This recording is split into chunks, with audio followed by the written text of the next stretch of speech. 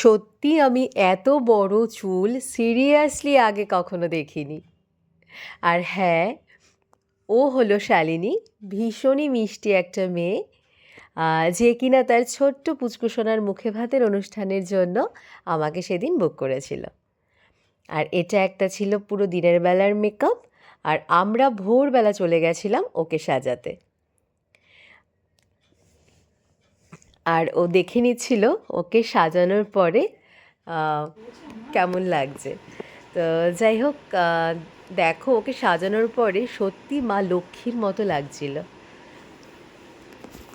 কিছু বাকি আর নেই, সব আর complete তোমরাই করে দিয়েছি। বলো যে ওকে লক্ষ্মী ঠাকুরের মতো লাগছে কিনা এই শুধু ফুলের মালা, লুকটাতে। টাকা। আমার তো মনে হচ্ছিল যে স্বয়ং মা লক্ষ্মী লাগছিল ওকে, এত মিষ্টি লাগছিল। যাই হোক, ও সাজানোর পরে ওর কেমন লেগেছে তো সেটাও তোমাদের সাথে শেয়ার হ্যালো করবো, দেখে শালিনী। নাও।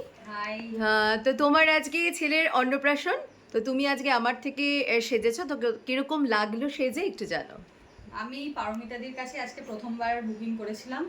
আমার যা এক্সপেকটেশন ছিল তার থেকে অনেক বেশি সুন্দর করে সাজিয়েছো তুমি দিদি। আর মানে এই যে লুকটা পুরোটা, এই যে পুরো হেয়ার স্টাইল এত ধৈর্য ধরে সময় নিয়ে সুন্দর করে করেছো, তার জন্য ভীষণ থ্যাঙ্কফুল আমি। ভীষণ থ্যাংক ইউ তোমাকে।